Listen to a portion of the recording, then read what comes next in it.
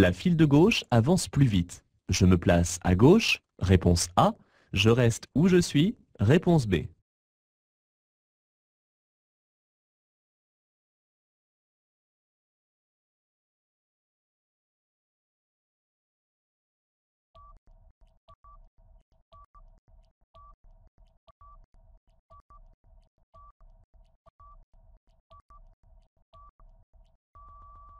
Dans ces cas de figure, la circulation est souvent en accordéon, et plus loin ce sera la voie de droite qui roulera plus vite. Rien ne sert donc de slalomer, car c'est alors en augmenter l'effet. Lorsque la circulation est établie en fil ininterrompu, les changements de voie sont interdits, sauf pour changer de direction. Le sigle TWI sur un pneu indique la marque du fabricant, réponse A. La structure du pneu, réponse B. La position du témoin d'usure, réponse C.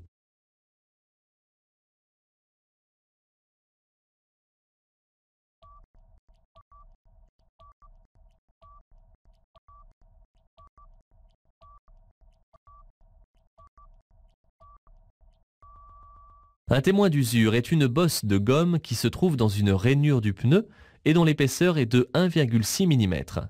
Lorsqu'un pneu est usé, la bande de roulement arrive au même niveau que ce témoin et c'est alors le moment de le changer. Afin de repérer les emplacements des témoins d'usure, le fabricant a disposé cette inscription TWI aux endroits où ils apparaissent. Le stationnement est interdit avant le panneau? Oui, réponse A. Non, réponse B. Après le panneau? Oui, réponse C. Non, réponse D.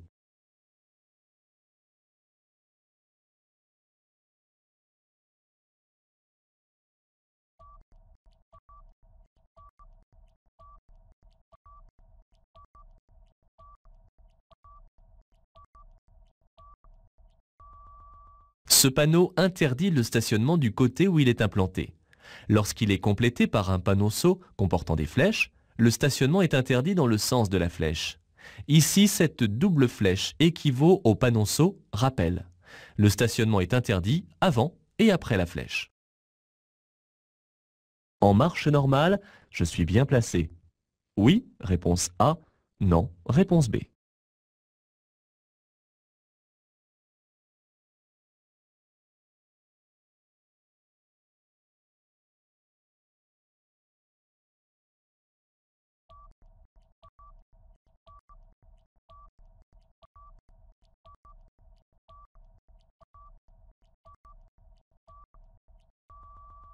La circulation s'établit ici en plusieurs fils au niveau d'une jonction de plusieurs voies. La voie de droite étant encombrée, je me maintiens là où je circule. Je reste très attentif au poids lourd à ma gauche, car il doit se rabattre. Sur cette route, je pourrais rencontrer des poids lourds. Oui, réponse A. Non, réponse B.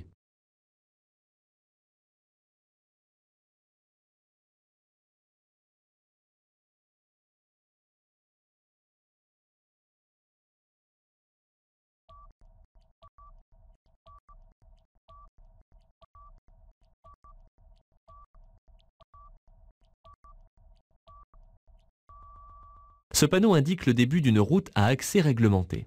En effet, la présence de certains usagers y est interdite. Les piétons, les cyclistes, les cyclomoteurs, les véhicules à traction animale, les véhicules agricoles, les voiturettes, la circulation des poids lourds est autorisée. Le virage se situe à 150 mètres. Oui, réponse A. Non, réponse B.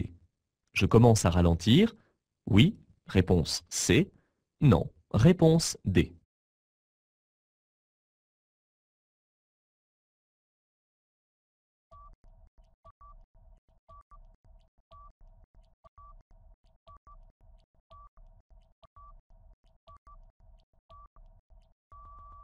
En dehors des agglomérations, un panneau de danger est implanté à 150 mètres environ du danger qu'il représente. Un ralentissement s'impose. À 600 mètres, je serai en présence d'une jonction d'autoroute.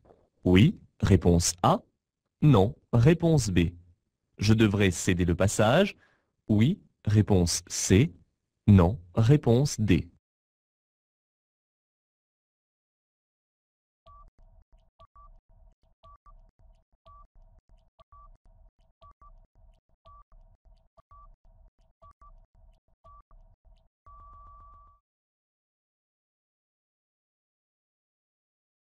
Ce losange signifie fin du caractère prioritaire et le panonceau qui lui est rattaché indique la distance à laquelle elle prend effet.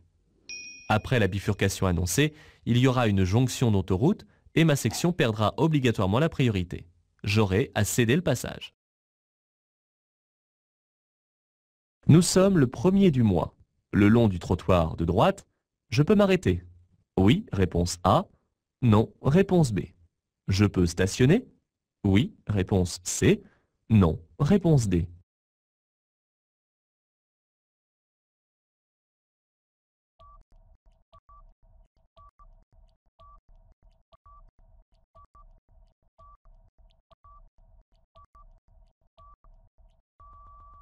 Dans cette rue, le stationnement est interdit du côté du panneau entre le 1er et le 15 du mois, mais pas l'arrêt. Pour faciliter l'insertion de ces véhicules, je peux me déporter sur la voie de gauche. Oui, réponse A. Non, réponse B.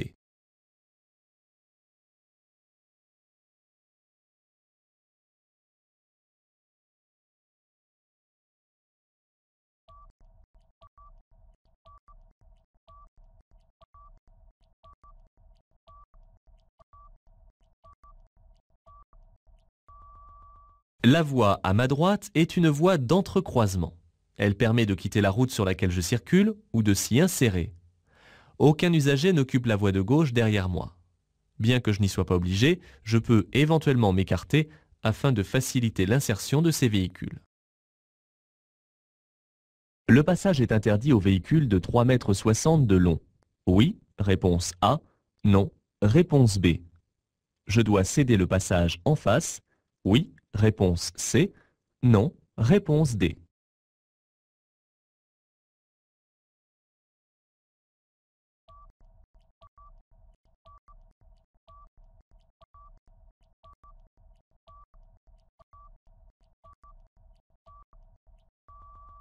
La hauteur maximum admise pour franchir ce tunnel est de 3,60 m. Un ordre de passage est établi sous le tunnel à l'aide de panneaux. La flèche rouge orientée dans mon sens de marche indique que je dois céder le passage. Les usagers de l'autre côté du tunnel rencontrent un autre panneau.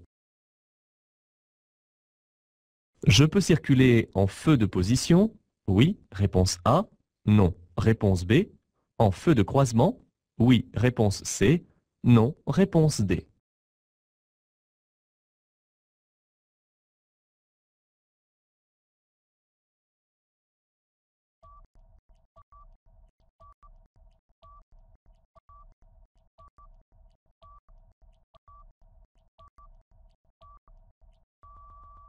En agglomération éclairée, l'utilisation des feux de position seuls ou des feux de croisement est indifféremment autorisée.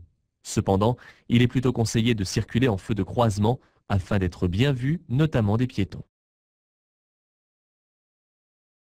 À 150 mètres, je pourrais m'arrêter pour téléphoner avec mon portable. Oui, réponse A. Non, réponse B. Pour changer une roue crevée. Oui, réponse C. Non, réponse D.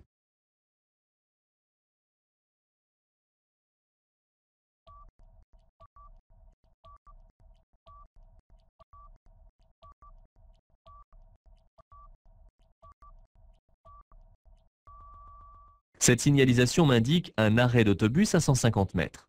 L'arrêt et le stationnement y sont interdits. Si l'arrêt pour téléphoner n'est pas autorisé, le bon sens impose qu'en cas d'urgence et par mesure de sécurité, il est préférable de changer une roue crevée sur un arrêt d'autobus qu'au bord de cette route, où il est difficile de placer le véhicule en dehors de la chaussée.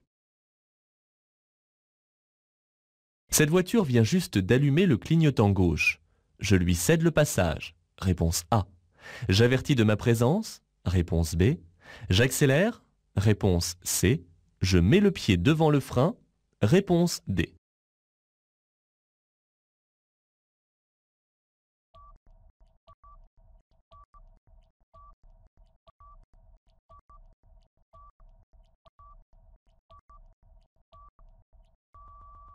Le conducteur doit attendre que la voie soit libre avant de s'insérer. Cependant, les feux stop ne sont pas allumés.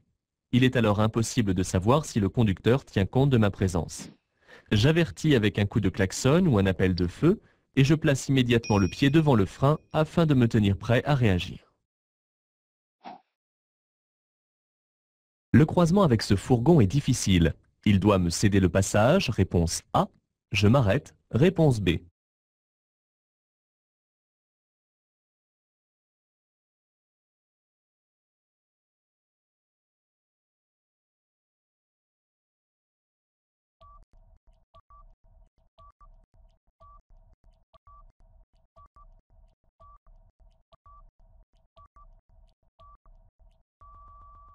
Il n'y a pas de règle précise pour deux véhicules appartenant à la même catégorie. Cependant, je dois toujours laisser passer un usager déjà engagé dans un passage étroit avant de m'y engager à mon tour. En effet, je dispose de l'espace nécessaire pour me ranger, alors que ce n'est pas le cas pour lui. Un compte-tours indique la vitesse de rotation du moteur, réponse A, de rotation des roues, réponse B.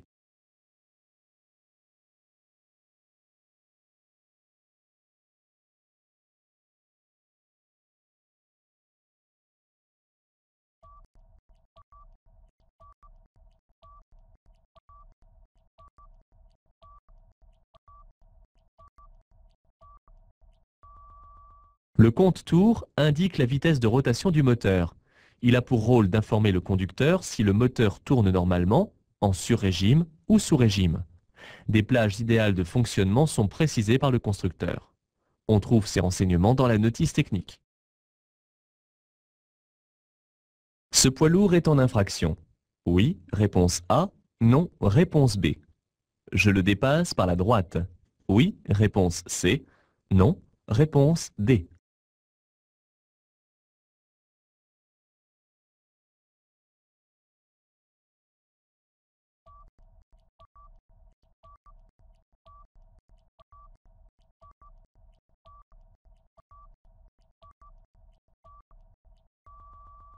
La signalisation rappelle qu'il est interdit aux poids lourds de plus de 3,5 tonnes de dépasser les autres usagers. Ici, le camion devrait donc circuler sur la voie de droite et non sur celle de gauche. Le dépassement par la droite est interdit et dangereux. Je peux suivre ces véhicules qui dépassent? Oui, réponse A. Non, réponse B.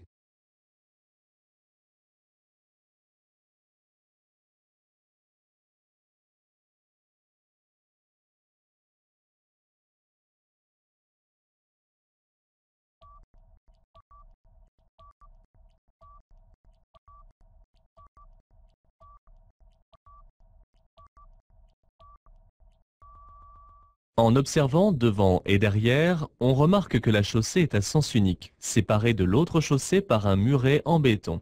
Après un contrôle sur le côté, il est possible de suivre ces véhicules tout en conservant la distance de sécurité devant soi. À 75 mètres, je marquerai un temps d'arrêt. Oui, réponse A. Non, réponse B. Je commence à ralentir. Oui, réponse C. Non, réponse D.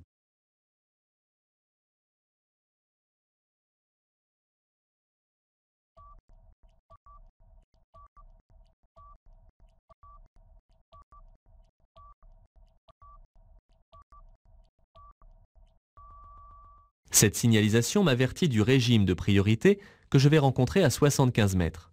Il s'agit ici de la présignalisation d'un stop où l'arrêt est obligatoire même si personne ne vient de gauche ou de droite. Compte tenu du rétrécissement de la chaussée à cet endroit et de la distance courte restant à parcourir, il est prudent de ralentir dès à présent. Je suis bien placé pour téléphoner. Oui, réponse A. Non, réponse B. J'allume le signal de détresse. Oui, réponse C. Non, réponse D.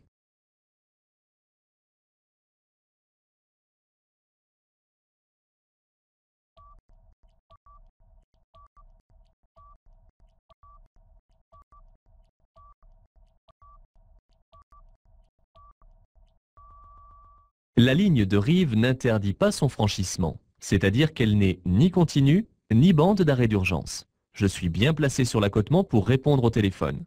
Le véhicule se trouvant en dehors de la chaussée, le signal de détresse n'est pas nécessaire.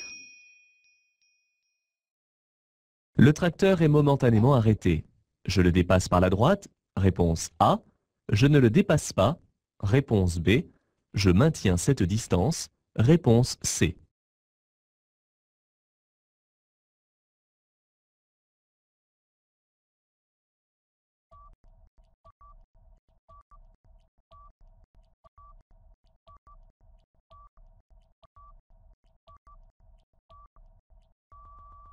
Un véhicule encombrant rencontre souvent des difficultés pour croiser d'autres véhicules, surtout dans les endroits rétrécis. Un autre véhicule venant de la gauche l'empêche probablement de s'engager plus dans cette route étroite. Il est sage de m'arrêter et d'attendre patiemment que la situation s'éclaircisse. Je circule en agglomération. L'allumage des feux est ici conseillé. Réponse A. Obligatoire. Réponse B.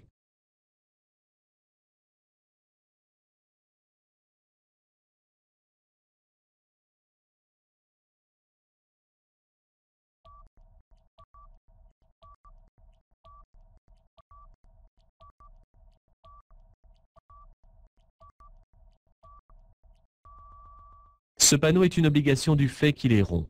Pour un simple conseil, il aurait été carré. Mais dans un tunnel éclairé en agglomération, l'allumage au minimum des feux de position est obligatoire. Il est préférable d'allumer les feux de croisement. Dans cette situation, je quitte un lieu-dit. Réponse A. Je sors d'une agglomération. Réponse B. Ma vitesse est limitée à 70 km/h. Réponse C. La route est à caractère prioritaire. Réponse D.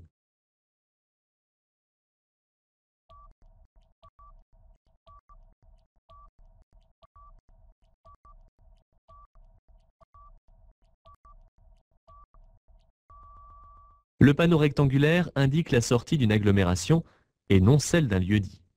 Malgré le fait que cette route soit à chaussée séparée, la vitesse maximum autorisée est de 70 km/h et celle-ci devient à caractère prioritaire. Je tracte une caravane. À l'endroit annoncé par la signalisation, je trouverai un point d'information touristique. Réponse A. Je pourrais faire une pause. Réponse B. Je pourrais m'arrêter plusieurs jours.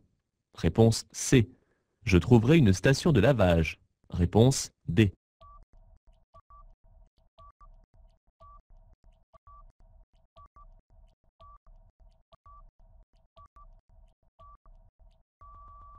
Ces panneaux signifient, dans l'ordre, point d'information relatif aux services ou activités touristiques, terrain de camping pour tentes et caravanes, présence d'une piscine. Dans cet endroit prévu pour accueillir des activités de plein air et sportives, je pourrais bien entendu y faire une pause pour me détendre et me reposer avant de reprendre la route. La circulation est presque arrêtée. Je continue d'avancer. Réponse A. Je m'arrête ici. Réponse B.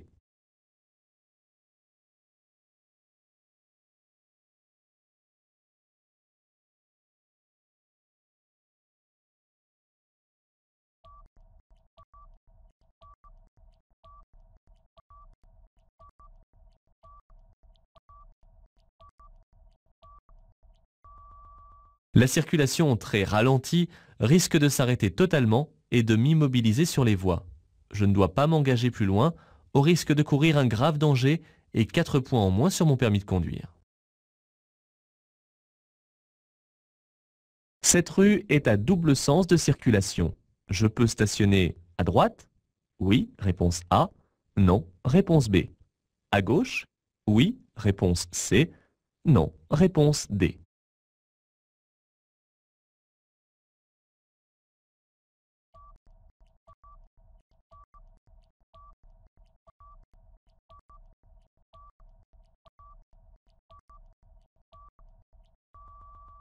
Le stationnement n'est autorisé ni à gauche ni à droite.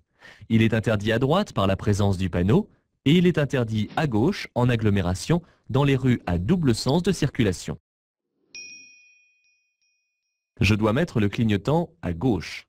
Oui, réponse A. Non, réponse B.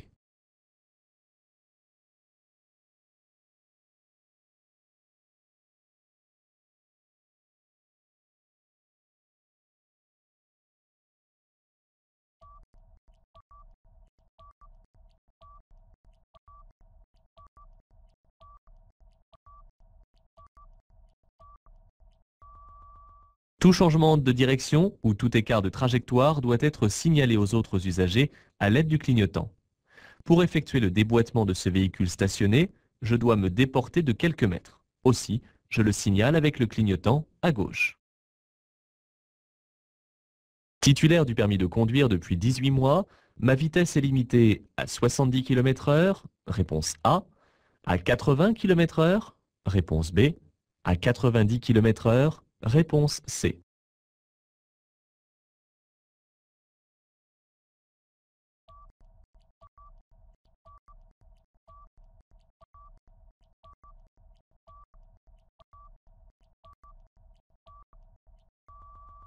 Je circule ici sur autoroute, comme l'indique au loin la signalisation de couleur bleue. En tant que conducteur novice, la vitesse maximum autorisée est normalement de 110 km/h. En dessous de ce seuil, les limitations annoncées concernent l'ensemble des usagers, sans distinction d'ancienneté de permis de conduire. Mon téléphone portable sonne. Je réponds. Oui, réponse A. Non, réponse B.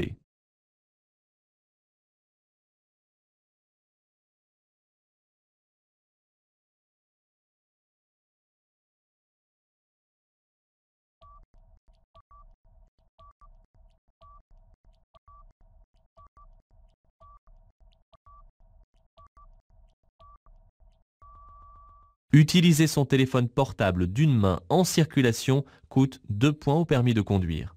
Je cherche tranquillement à me ranger en dehors de la chaussée avant de répondre. Attention, ce type d'arrêt est interdit sur une bande d'arrêt d'urgence. Dans cette situation, je reste où je suis. Réponse A. J'accélère. Réponse B. Je change de voie. Réponse C.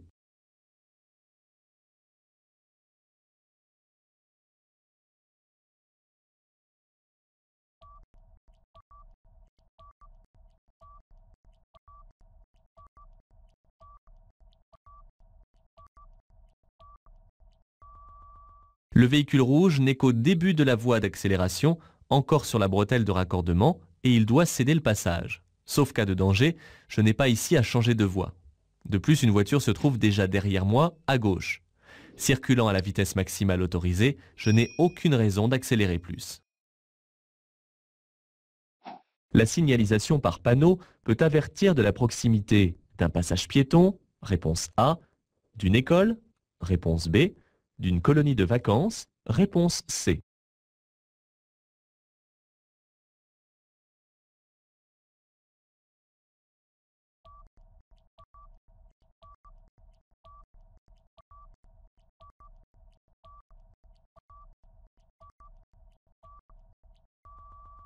Attention de ne pas confondre le panneau qui annonce un passage piéton avec celui-ci qui signale un endroit fréquenté par des enfants. On peut donc rencontrer plus loin une école, une colonie de vacances, un square ou encore un terrain de jeu. Je vais tourner à droite. Je céderai le passage à gauche. Oui, réponse A. Non, réponse B. À droite. Oui, réponse C. Non, réponse D.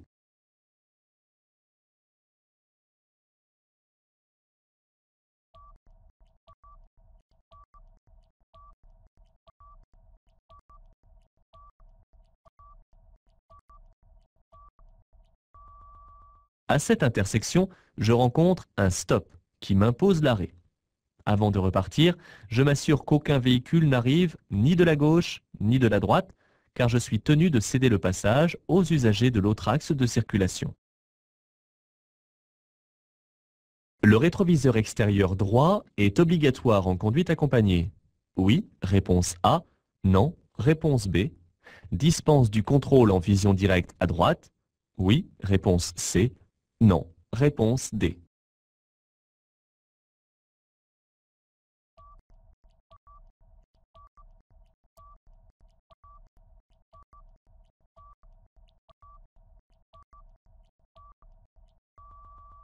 Le rétroviseur de droite est maintenant obligatoire sur les véhicules neufs. Il doit donc être réglé selon l'usage qu'on en a. Pour l'accompagnateur dans le cadre de la conduite accompagnée, pour le conducteur lorsque l'on tracte une caravane, lorsque la lunette arrière est obstruée et en cas de problème auditif. Mais en aucun cas, il ne dispense du contrôle en vision directe. Dans cette situation, je reste où je suis, réponse A. Je me place dans la voie de gauche, réponse B.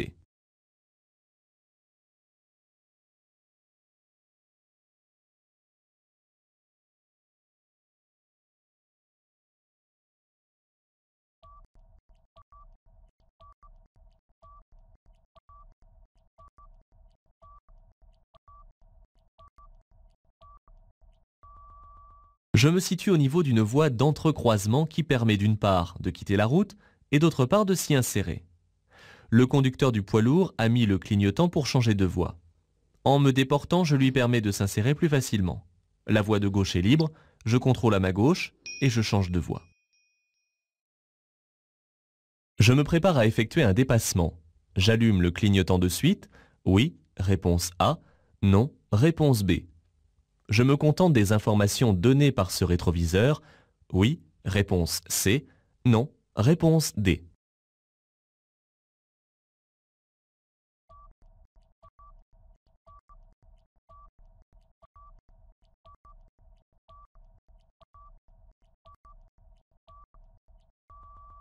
Avant de mettre le clignotant pour signaler son déport dans la voie de gauche, il faut s'assurer qu'aucun autre véhicule ne s'y trouve déjà.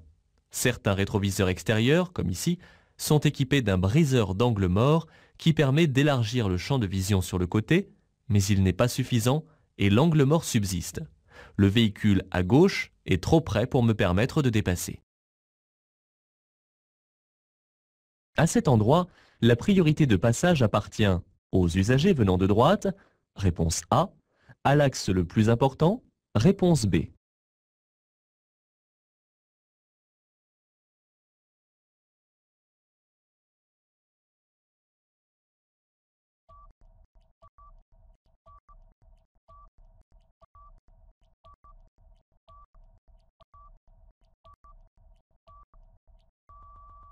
La règle de passage aux intersections ne dépend pas de l'importance des axes.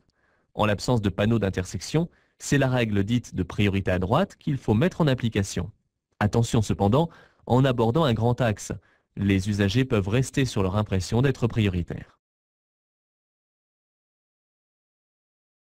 Cette rue est à sens unique. Pour faire une course, je peux m'arrêter un court instant. En double fil? Oui. Réponse A. Non. Réponse B. À cheval sur le trottoir de gauche? Oui. Réponse C. Non. Réponse D.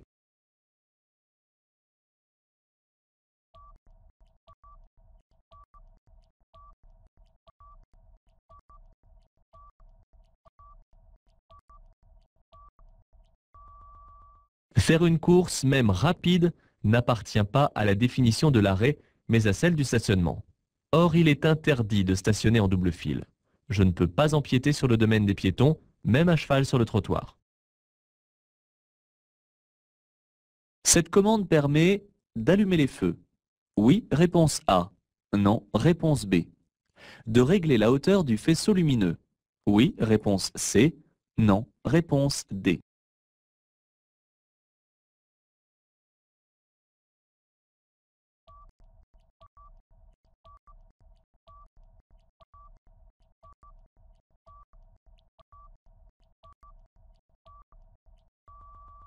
Cette commande permet uniquement de régler la hauteur des feux lorsque le véhicule est très chargé. Ceci afin de ne pas éblouir les autres usagers. La position 0 correspond à un relèvement des faisceaux. Il existe deux positions pour abaisser les faisceaux. Position 1 et 2 selon la charge. Le curseur est ici en position de charge normale. Je viens d'entrer en agglomération. Je coupe mes feux de croisement. Oui, réponse A. Non, réponse B.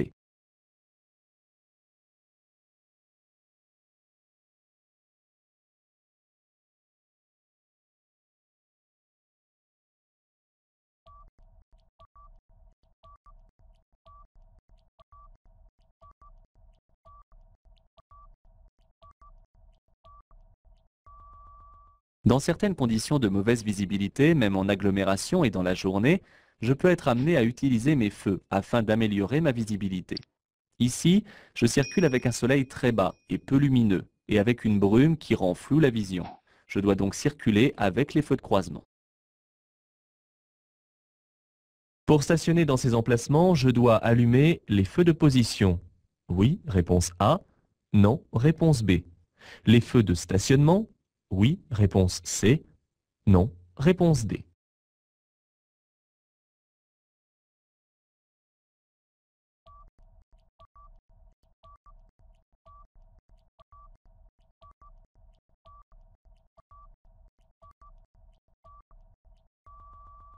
En agglomération éclairée, un véhicule stationné n'a pas besoin d'être signalé par des feux, ni de position, ni de stationnement.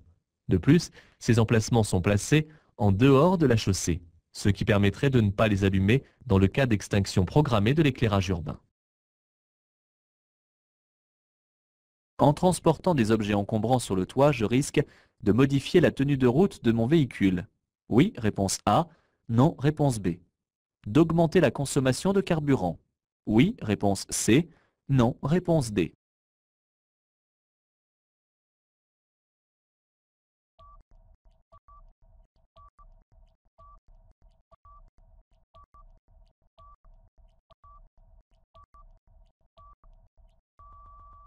Le poids du chargement sur le toit modifie l'équilibre de mon véhicule. Les virages seront plus délicats à négocier par exemple. La pénétration de véhicules dans l'air est plus difficile, ce qui va augmenter la consommation de carburant de plusieurs litres au 100 km. Par sécurité, et pour faire des économies de carburant, il est préférable de transporter les objets encombrants dans une remorque.